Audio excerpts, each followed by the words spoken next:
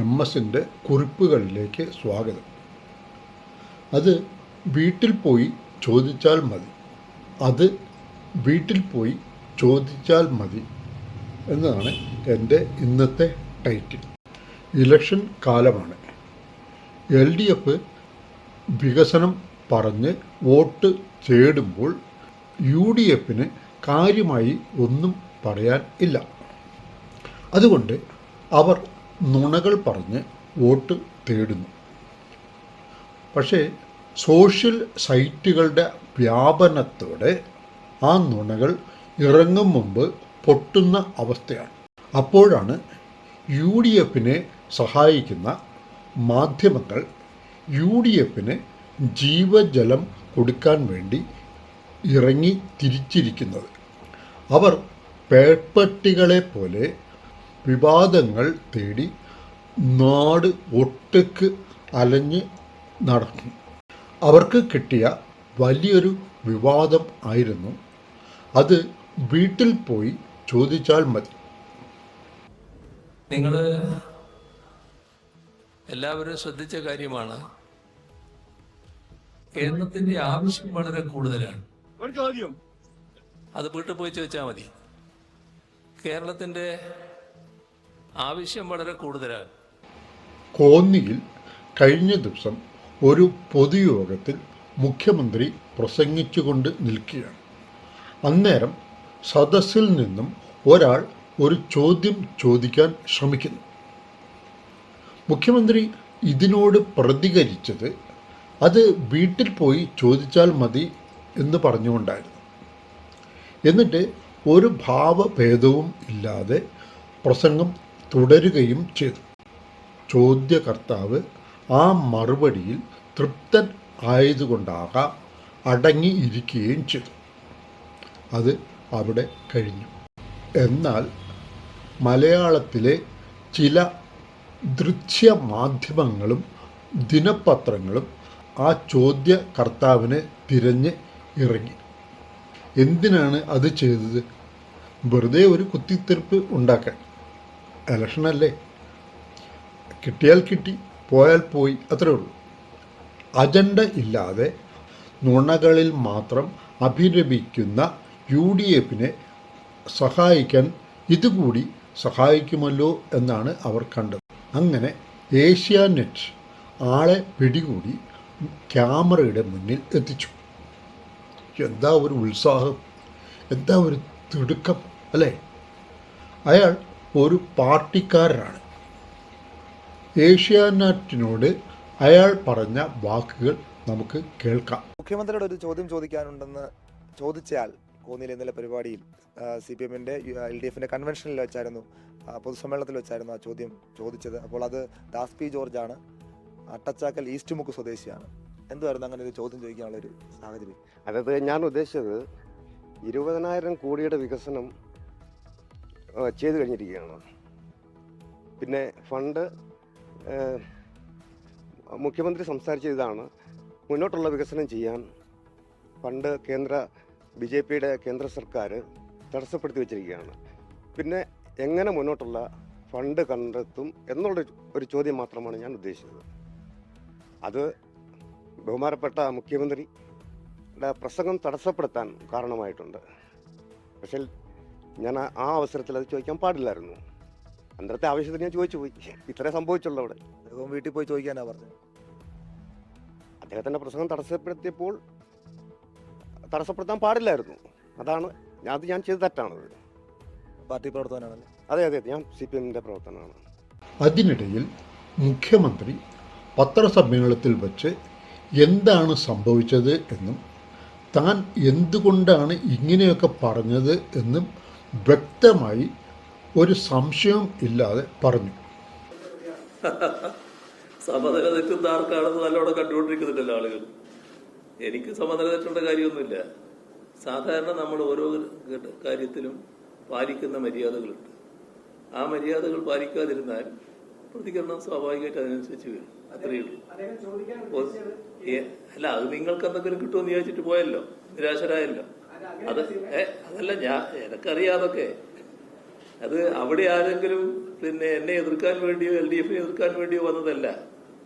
പിന്നെ ചില ഘട്ടത്തിൽ ചില പ്രത്യേക ആവേശക്കാരുണ്ടാവില്ല, പലതരത്തിലാണല്ലോ ആവേശം വരിക.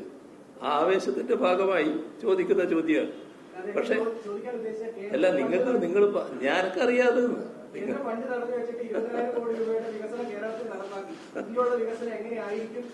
അങ്ങനെ ചോദ്യം ചോദിക്കാനല്ലോ പത്രസമ്മേളനമല്ലോ പൊതുയോഗം എന്ന് പറഞ്ഞാൽ.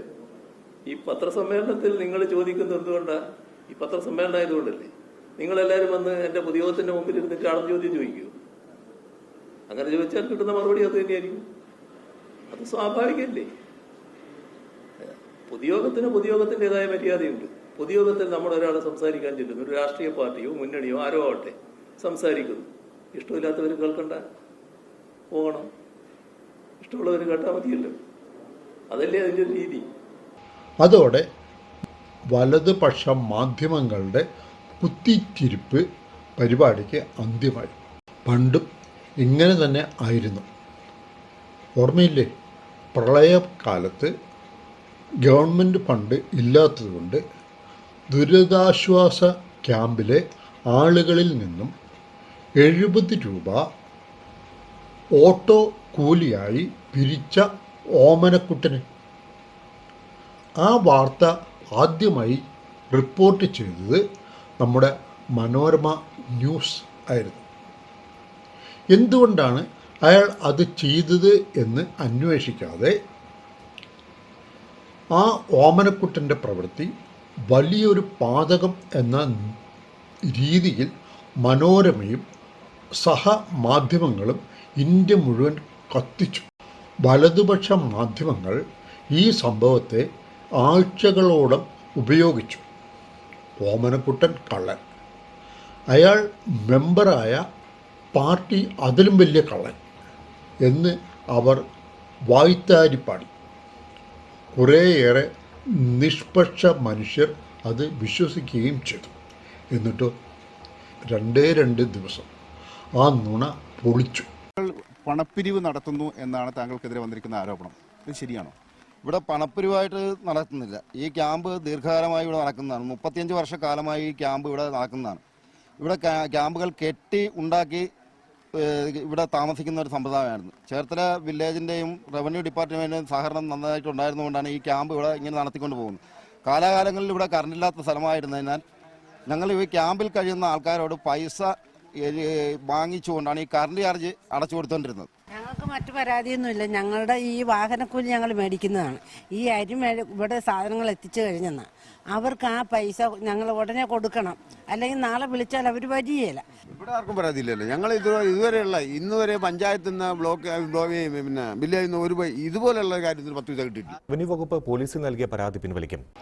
അത് മനോരമക്കാരുടെ വായിൽ നിന്ന് തന്നെ കേൾക്കാം. അതൊരു സുഖമാണ്. അവർ തന്നെ ഒരാളെ കള്ളനാണെന്ന് വിളിക്കുന്നു, വിധി എഴുതുന്നു. അടുത്ത നിമിഷം അയാൾ കള്ളനല്ല, നല്ലവനാണെന്ന് അവർ തന്നെ പറയുന്നു. എന്നാൽ കോൺഗ്രസ് നാട് നീളെ നടത്തിയ തട്ടിപ്പ് അവർ ഭംഗിയായി മൂടിവയ്ക്കുകയും ചെയ്തു. CM സ്റ്റീഫന് സ്മാരകം പണിയാനുള്ള ഫണ്ട് തട്ടിച്ചു. K. കരുണാകരൻ്റെ പേരിൽ സ്മാരകമായി നീലേശ്വരത്തെ സ്കൂൾ മേടിക്കാനുള്ള ഫണ്ടും തട്ടിച്ചു. കോൺഗ്രസിൻ്റെ 136 വർഷത്തെ സ്മാരകമായി 136 രൂപ ഓരോ മെമ്പറുടെ കയ്യിൽ നിന്നും പിരിച്ച ആ ഫണ്ടും തട്ടിച്ചു. ആ പൈസയെ ചൊല്ലി സതീശനും സുധാകരനും തമ്മിൽ പബ്ലിക്കായി വഴക്കുണ്ടാക്കി നമ്മൾ കണ്ടു. ഏറ്റവും അവസാനം മുണ്ടക്കൈ ചൂരൽമല ദുരന്തത്തിൽപ്പെട്ടവർക്ക് വീടുണ്ടാക്കാൻ കോടികൾ പിരിച്ചതും അവർ തട്ടിച്ചു. നോക്കൂ, ഒരു ദുരന്തം, ഒരു പ്രകൃതി ദുരന്തം ഉണ്ടായി 100 കണക്കിന് ആളുകൾ മരിക്കുകയും ഒരുപാട് പേർ വീട് ഇല്ലാത്തവരായി മാറുകയും ചെയ്തു. ഒരു രാത്രി ഇരുട്ടി വെളുക്കുമ്പോഴാണ് ഈ ദുരന്തം സംഭവിച്ചത്. ആ ആശ്രയമില്ലാതെ ജീവിതം ഇരുട്ടിൽ ആയ 100 കണക്കിന് മനുഷ്യരെ പറ്റിച്ച പാർട്ടിയാണ് കോൺഗ്രസ്. ഇതിനെക്കുറിച്ച് ആ മാധ്യമങ്ങൾ ഒരു വാക്ക് പോലും മിണ്ടിയിട്ടില്ല. അവർക്കിപ്പോഴും കോൺഗ്രസ് ഒരു കുഴപ്പവുമില്ലാത്ത പാർട്ടിയാണ്. തട്ടിച്ചു എന്ന് അറിഞ്ഞിട്ടും അവർക്ക് പൈസ കൊടുത്ത ജനങ്ങളെയാണ് ആ മാധ്യമങ്ങൾ കുറ്റം പറയുന്നത്. ഓക്കെ, അത് അവിടെ നിൽക്കട്ടെ. ഏഷ്യാനെറ്റും മനോരമയും ആളെ തപ്പിപ്പോയത് അറിഞ്ഞ് നമ്മുടെ സതീശൻ ഒരു കാച്ചിയിട്ടുണ്ട്. മുഖ്യമന്ത്രി ആ മനുഷ്യനോട് മാപ്പ് പറയണം എന്ന്. ശരിയാണ്, മുഖ്യമന്ത്രി ഇതിൽ മാപ്പ് പറയേണ്ടത് അത്യാവശ്യമാണ്. അതിനു മുമ്പൊരു കാര്യമുണ്ട്. ഈ പ്രശ്നത്തിൽ താങ്കളുടെ പാർട്ടിക്കാർ ആയ ആ കോൺഗ്രസ്സുകാരോട് വളരെ നന്ദി ശ്രീ ഉമ്മൻചാണ്ടി.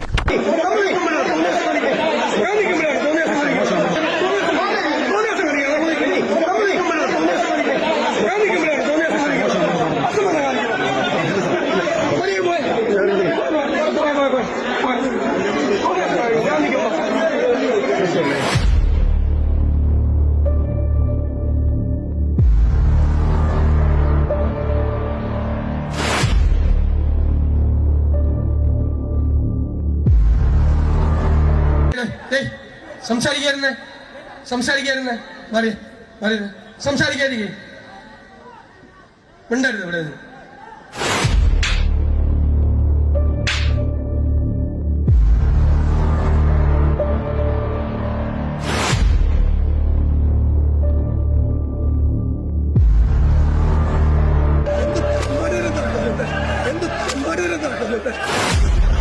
നടത്തിയ കയ്യേറ്റത്തിന് മാപ്പ് പറഞ്ഞിട്ട് വേണ്ടേ മുഖ്യമന്ത്രിയോട് മാപ്പ് പറയണം എന്ന് പറയാൻ? അതല്ലേ എൻ്റെ ഒരു ശരി. വീണ്ടും ഒരു വീഡിയോയുമായി കാണാം. അതുവരേക്കും നമസ്കാരം.